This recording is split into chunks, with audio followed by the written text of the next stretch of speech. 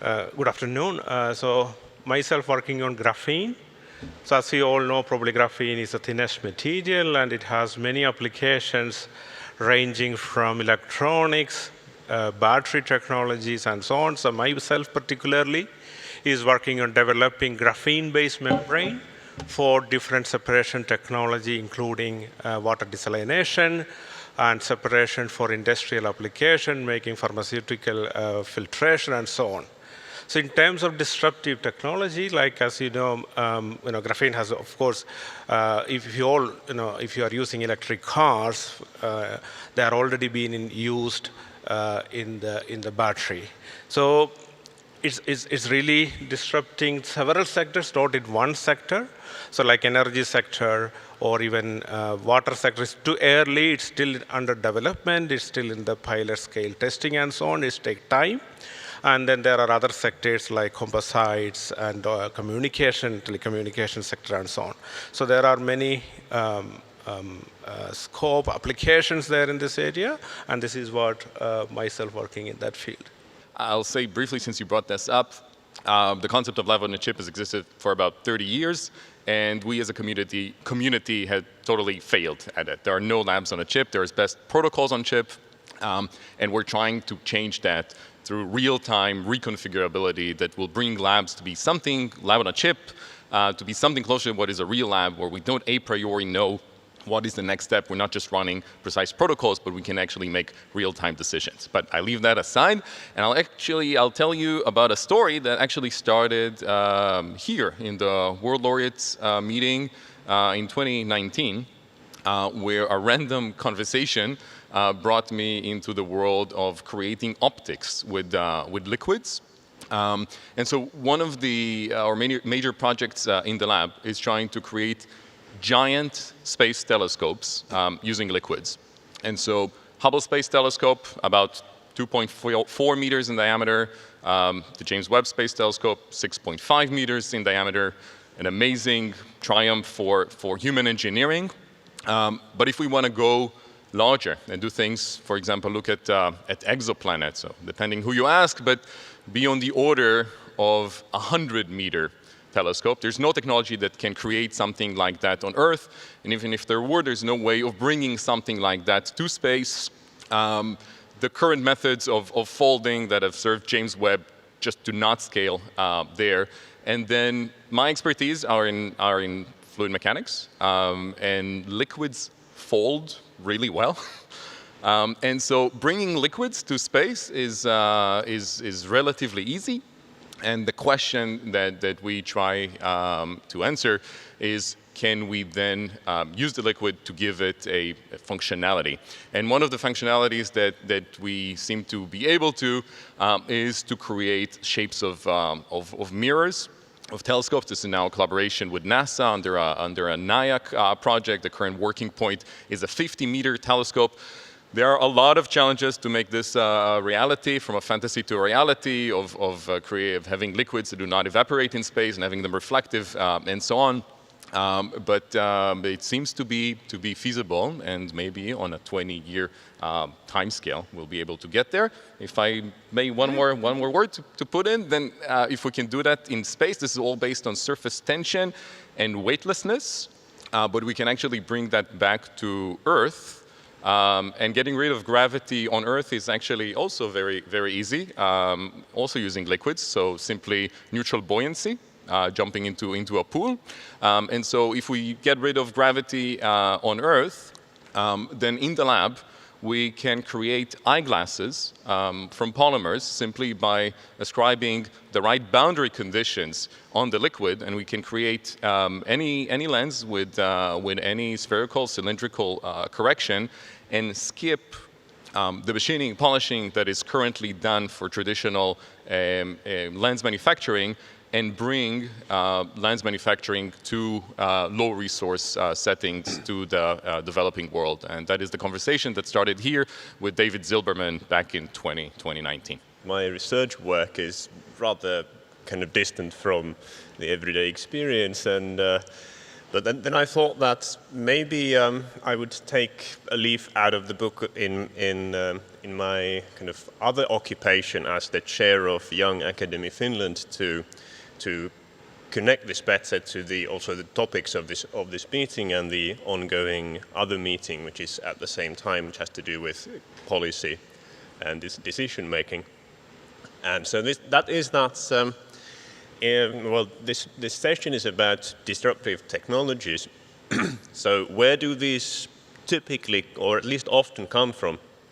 Well, they come from fundamental discovery in science, but it takes a long time. I mean, if we look at the Nobel laureates in this room, discoveries of whom many of them led to disruptive technologies later on, but it may have taken decades. I mean, it may take a decade or a few to get the prize in the first place after the actual work was done, and then it takes even longer to move on to the technology stage. And so that is important from the policy perspective because one then arrives at the conclusion that, well, technology for these people isn't actually a good, at least on a kind of personal level, a good motivation for the work that was done. At least I can speak for myself here. If my work ever turns into some useful technology, it was not because I wanted to create technology, but because I enjoyed the discovery. And so then, why is fundamental science so slow? Well, let me pick one phenomenological example. Many people probably recognize that it often takes a seemingly unrelated tool developed in some very different context to be, or maybe observation from some very different context to be applied to your specific topic, so it can advance beyond what we would call a fundamental problem or a fundamental question. And so then if we think about, let's say we wanted to promote this sort of discovery and activity, well, pouring, let's say, funding on a spot, I want a quantum computer, give me a quantum computer. Well, if quantum computing in this sense is a fundamental problem, we don't know whether it is, but if it is, then it's actually possibly not going to be accelerated by this on-spot funding if we need to actually fund some very different thing that would be then applied to solving the problems in quantum computing. And so then finally, I come back to the work that I do, which is fundamental research, and all of this freedom that I'm trying to paint for us here. Well, it comes with responsibility. Integrity is needed. And okay, I don't work on quantum computers, but that's perhaps the closest kind of very well publicized field to what I do myself. And I do feel that physics in general is being harmed by the hype and the false promises made in that context, in many cases to win funding from somewhat untraditional funding sources for fundamental research. Thank you. This is Felix. By training, I'm an AI scientist based in New York. I work on the language model, next generation multimodal language models. So I'm AI pilled. So my questions related to AI as well. My question to the panelists and laureates are: in your field, do you foresee how big of a role that AI will play in the next 1 or 2 years?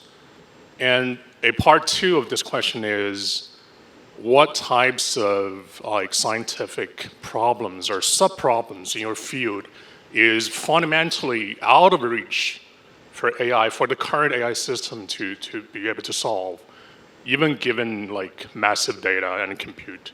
Thank you so much. Who would like to start? I can try. I'm not an AI person. I am an AI user, maybe the most basic academic user.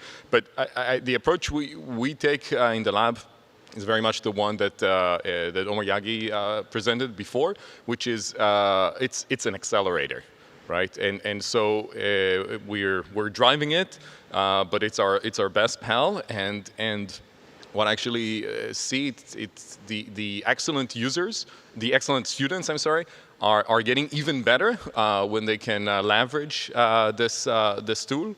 And so even things like you derive an equation, you do your scaling, you simplify it as much as possible, you get to this equation that you think is probably solvable. Someone solved it before. In the old days, meaning 2 years ago, you would go to the library and look for the book with the right equations, and now it ends up in a line because it will direct you to the right solution and so on.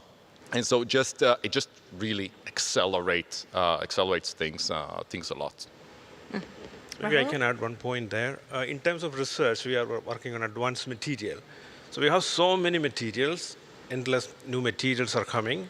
So I think AI can definitely help in screening them faster than what we used to do manually. And not AI, maybe machine learning can help in terms of simulation and so on.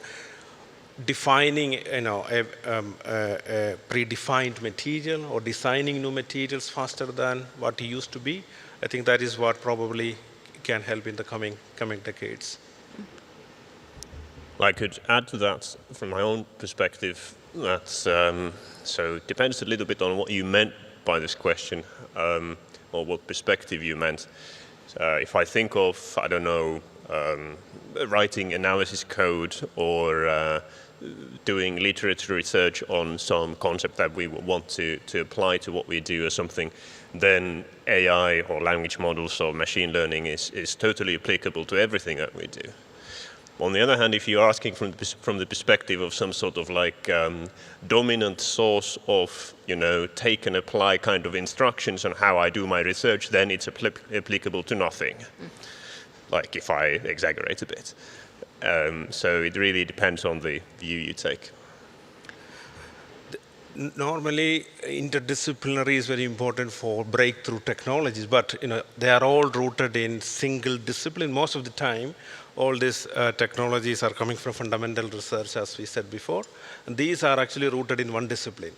But it becomes a disruptive technology when other people work together and when we find applications in other areas and working together, then it becomes a disruptive technology, right? So it's fundamental breakthrough science is important, but when it comes to outreach, I think you were asking specifically, outreach is more into the technology, technology, and then that's very important. Probably AI can also help in simplifying the technology to translate into the common people.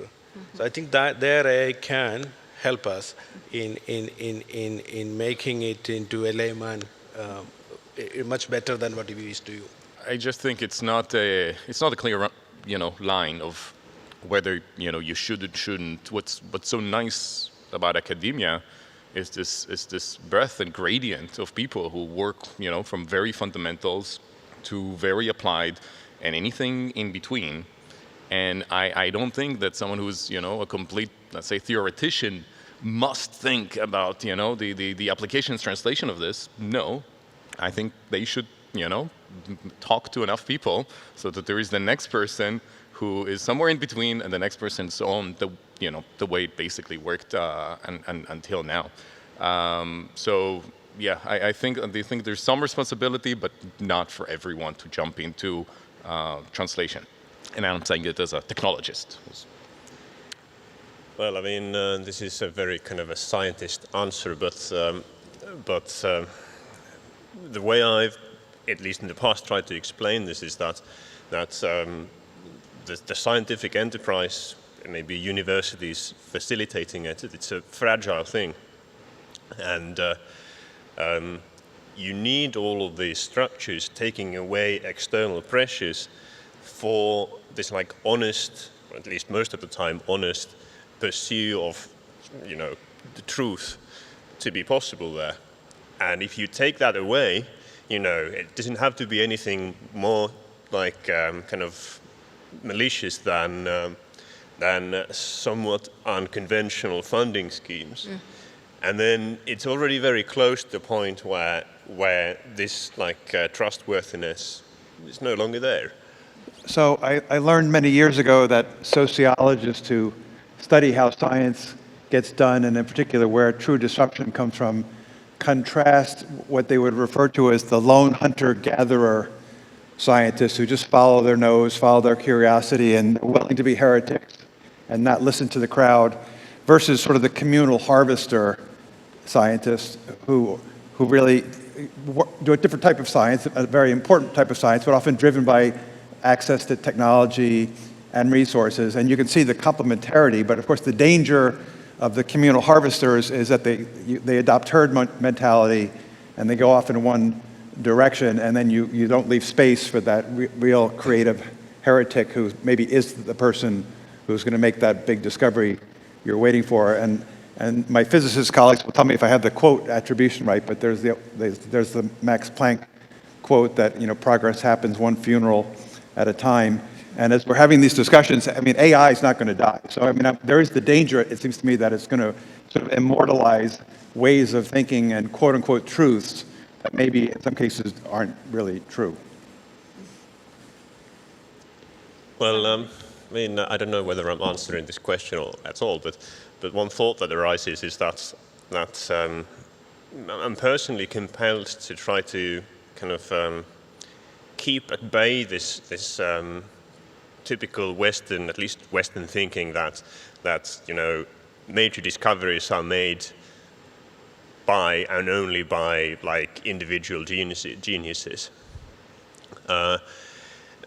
This is a little bit provocative statement, but I would encourage people to think of the opposite possibility, which is that it was, pick your favorite discovery, I don't know, theory of relativity, for example. It was the right time for this discovery, and somebody else would have done that. Maybe it would have taken 10, 20 years longer, but on like geological scale, that's irrelevant. And maybe also on the kind of like population statistical scale of understanding what the process of science actually is in its core, it might also be irrelevant. Maybe I'll just jump in and say that I think we should be careful, of directing science in, one way or the other. And maybe it's a cliche, but it's really on the diversity of it. And sometimes it comes by a group, and sometimes it comes by an individual. And I would even say, we emphasize so much how much basic fundamental research is important for innovation in a way that we cannot predict. But I also, I like to promote technological fantasies as a way, for example, the things that we're doing. I'm very much a technologist. I used to be, shy about it, especially to an audience like this. But no, it's a fantasy we pursue. On the way, there are scientific questions that come up. Sometimes we even manage to answer them, and that creates new things on their own. So just the diversity of it. Rahul, anything from you? Not on this one, but one comment, because we are running out of time. We are talking about trust on breakthrough technology. One thing is, if you look at the history, like once several years back, polymer technology was a breakthrough, disruptive technology. Everybody liked it, but now the society is worried because they are affecting ecology, health, and all this kind of thing, and that probably causing some of the worry rather than trust on this new technology. I think that's also we need to address. Today's breakthrough may have some problem after several tens of years and things like that. So that's maybe something we should discuss and find a solution for that as well. Thank you.